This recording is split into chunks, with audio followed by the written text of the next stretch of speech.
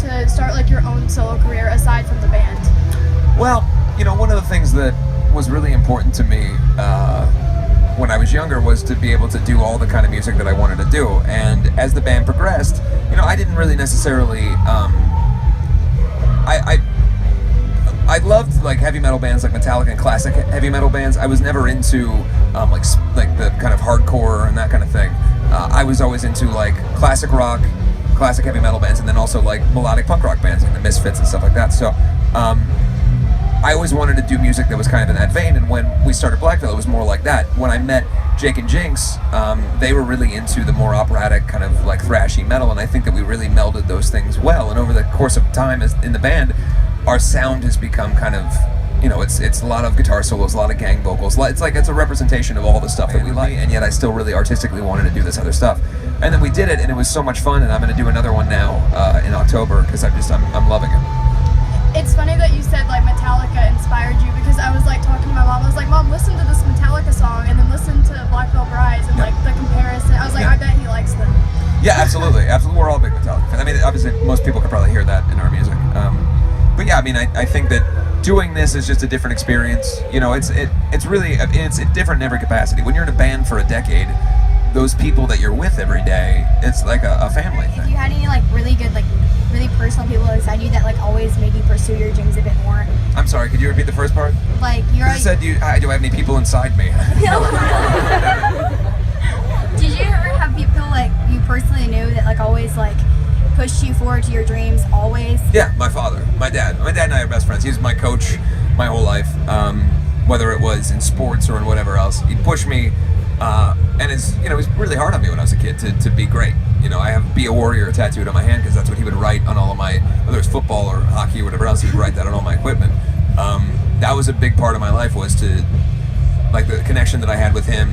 He introduced me to all the hard rock bands that I loved growing up. Like, I had we would, whether it was going to baseball games or going to a concert or whatever it was, we spent so much time together when I was a kid that he really shaped a lot about me. I have a great relationship with my mom, but also just, my family in general. Nothing.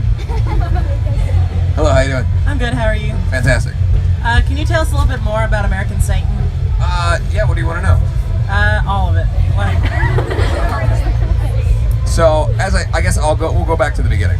As I stated before, the first thing that I did when I went to Los Angeles was acting. Yeah. That was one of the first loves that I had that I could actually do. When you're younger, it's hard to get people to be really serious about being in a band. So while I still had Black Veil Brides and was working on writing songs, I wanted to perform and entertain in any way I could. And so acting and being in plays and everything else was an outlet for that. So in 2005, I went to Los Angeles and I auditioned for some stuff and I did some commercial work and everything else. And it was just always this kind of love that I had. And fortunately, my career took off with the band. Unfortunately, I was never able to pursue the other part of it anymore, really. And my friend Ash Alvinson, who is actually someone who has worked with me in various capacities since the very beginning of Black Veil Brides, summer of 2015, actually on Warped Tour, he came to me and said that he had written a script for a movie with kind of me as the lead character. And he had thought of me and he was using kind of me as the character was written kind of for me. And how he had all these great ideas, and it was going to be this movie, kind of this thriller movie that's going to involve rock and roll and the devil and all this stuff, and it's got this great tale about, good versus evil, and the character kind of does this full thing, and he comes back to the good side at the end, and whatever else. And I was really excited about it, and then I kind of went about my business and did the Anti-Black record and everything else. And then in the midst of that, he contacted me and said that he was we were going to get going, and that he wanted to film the movie, and I was all in. So I cleared my schedule. I said, let's just do this, and I kind of had the best time of my life. It truly was amazing. I wanted to be in that position my whole life, to be able to be in a movie and to be the lead role in a movie, and I just had so much fun. And truthfully, I mean, there's a lot of misconceptions about what the movie is or what my role in the movie is or something. I think I read somewhere that I'm dubbed over, like my voice is dubbed over by the kid from Palais Royale. I was like, no, I'm talking in this movie. So the music is done by Palais Royale in the movie. Two reasons. One, they're a great band. Two, they're on Ash's label. And I guess a third reason is that for me, there's a lot of contractual obligations as to why my voice is theoretically owned by Universal Music Group because of the record agreement that I have with them. So the rights to my songs would have to be purchased out from the label, and obviously with a independent movie, the first part of their budget wasn't let's spend a bunch of money to buy these songs, particularly when Palais is such a cool band and they have all these great songs that really fit the characters. And Remington's a great guy. So, that's, I mean, what else do you want to know? Is there anything else? It's coming out October 13th, or no, yeah, Friday, October 13th. Would you come to like some of the showings in like different movie theaters? I think we're going to, actually, yeah. I don't know where, but we're definitely going to, yeah. You should totally come to Cookeville, Tennessee. All right. Just saying. All right. Just saying. Okay. Anybody else got a question? Hi, Hello. my name's Desiree. Hold on, are we doing the awkward stare first or? We'll do it after. Oh, okay. Yeah. I was just checking. Yeah. No, you Oh, here we go. You broke first. I win. What do you got? Okay, so you talked about dropping out of school, but you still pursued your dream and became a music artist. Can you hear Yes, me? I All can. right, sweet. So do you still go forward with any educating yourself, such as reading up on new technology for the recording studio, or just reading books, or anything like that? Well, yeah. I mean, I my whole life I've always been really interested in like current affairs and trying to create, I guess, a knowledge for myself. You know, in that capacity, I try my best to stay up to date with everything that's in my field, whether it's the music business or whatever else. My interests are later in life. If you all stop listening to my music, I would like to be able to go into the managerial field and that kind of thing. I feel like I would thrive in that. Obviously, I know a lot about other things in the music industry. I spent a lot of time in that world, and in terms of business, you know, I started a band. I have a solo career. I have a lot of kind of irons in the fire, so to speak. So I have at least some entrepreneurial knowledge and things like that. So I mean, for me, that's kind of important. Awkward stare. Now awkward stare. All right. Anybody else? Yes, sir. Just real quick, as a family man, being married, Yep. I know my time in Iraq, you know, put a heavy strain on my family life. How does touring, you know, constantly on the go, how does that affect your personal relationship with your friends, family, etc.? Yeah. No, totally. First of all, thank you for your service. I appreciate that. Thank you. Thank you. I'd gladly do it again. Yeah. I mean, look, I'm not going to try to compare my being on tour to that, but in terms of being away from family, I mean, it truly is difficult. I mean, for the first maybe 2 to 3 years that my wife and I were together, I only saw her I would tour 9 months of the year, so I would only see her for a couple weeks at a time, and it's very difficult, you know, in that way. Fortunately, as time progressed, I've been able to kind of slow down my touring schedule a little bit. And that's just, I had to, you know, I mean, and really I understand, like, a lot of people in different countries get upset that I don't tour there as often, or that Blackville isn't there as often, or whatever else, but truth of the matter is, I want to see my wife and my dog and my home and everything like that, you know, it's important to me, so I will make sure that I continue to tour, because that's my job, that's what I have to do to stay alive, and I love doing it, I love playing shows, but at the end of the day, there's certainly a strain, you know, it is what it is, that you get used to it. I tell the story all the time, life events happen while you're gone, and that takes some getting used to. Like, it's really close to my grandfather, and we got a tour with Motley Crue where we were opening for Motley Crue in Europe, and it was really exciting, and we were so stoked. We're playing these big, huge arenas in Europe, and we're all, you know, it's like after like our third record came out, so we're still fine. But back in those days, it was very expensive to talk to somebody out of the country. And I was in like Switzerland or somewhere, and I saw my phone go off, and I saw that it was my mom, and I thought, I'll call her tomorrow, whatever. Turns out that she was at my grandfather's deathbed, essentially, and that was my last opportunity to really speak to him. I had no idea. The next day, I get the text, you know, Grandpa passed away last night, and I had to go on stage that day, play a show, and then fly back the next day to the funeral. So, like, that's an example of, like, if I was home, I would have been able to talk to him. I was really close with him, but I didn't have that opportunity, and I had to kind of, I couldn't hate myself for it. I knew I had to do my job, but it's still, you know, and you know how that is. Yeah. And I'd like to say I'm sorry for your loss. No, thank you. I appreciate that.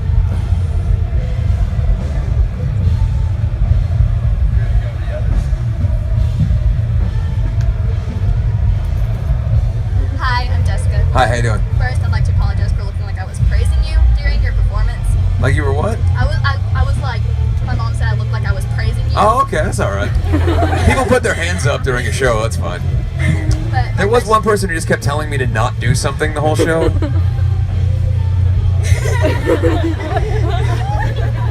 But like had like an Andy Black shirt on, so I was like, I don't, just the whole show.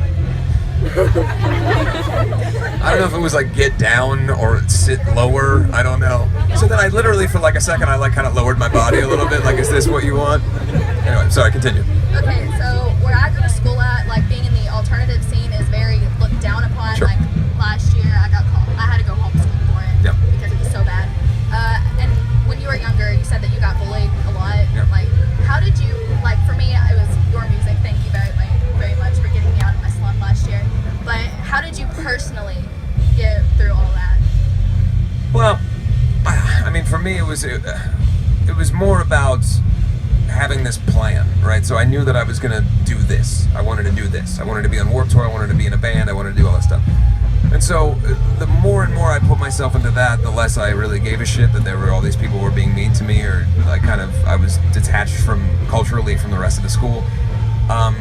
And so in that way, I guess like I have that song, They Don't Need to Understand. It's just about like I don't need them to get it or to be friendly with me. Like I have these plans and I'm gonna do this thing, and fuck them if they don't get it. You know, pardon my language.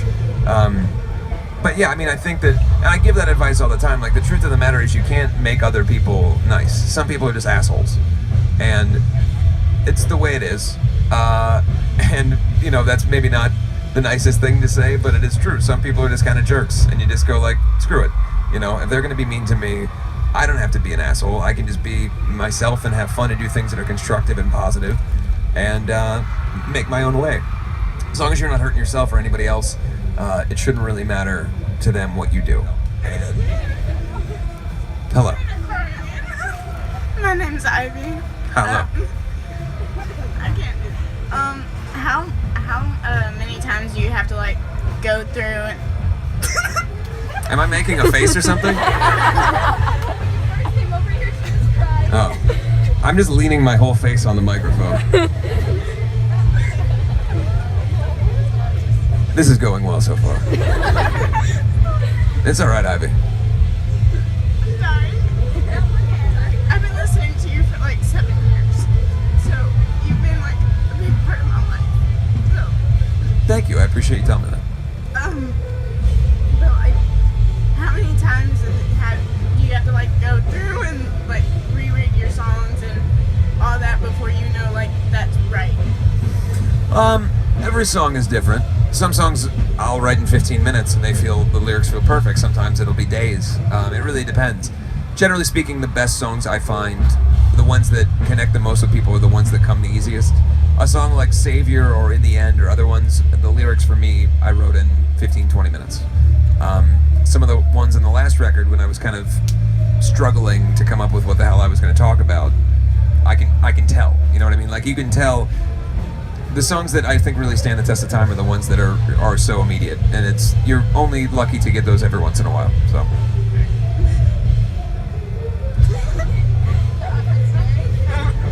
Anybody else? It's the face that goes along with it. Be happy to be here. All right. Hi, Hello, how are you? I'm good. My name's Mackenzie. Hi, Mackenzie. Well, I want to be a diesel mechanic, and I'm sorry, I can't hear you. I want to be a diesel mechanic, Okay, cool. and I'm going through like a lot of struggles